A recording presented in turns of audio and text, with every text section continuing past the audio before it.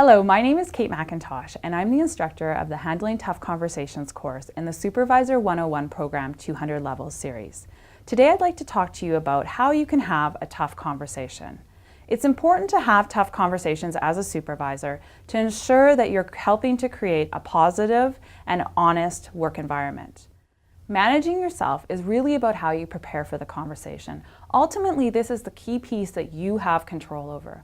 I would encourage you in preparing for the conversation to think about what do you really want and need from this conversation, and also what do you want for the other person.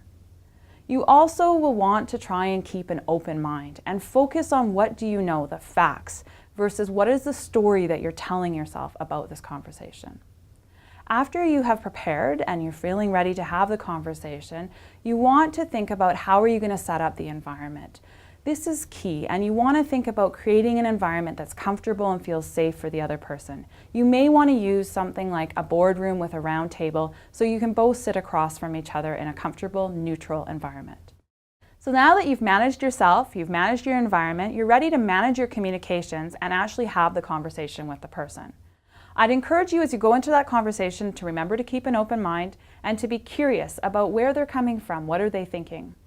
Use your open-ended questions such as who, what, how, when to really draw out the other person's story. And also make sure that you share your perspective, you share the facts and what you're thinking so that you can create that shared perspective or common ground between the two of you. Once you have that, you're ready to go forward. And here you want to talk about solutions. So how are you going to address the issues you've talked about? Who's going to do what, by when, and how? Tough conversations are challenging, they're intimidating, and we often can avoid them, which can have really negative ramifications in the workplace. I would encourage you as a supervisor to address scenarios head-on in your workplace using your tough conversation skills.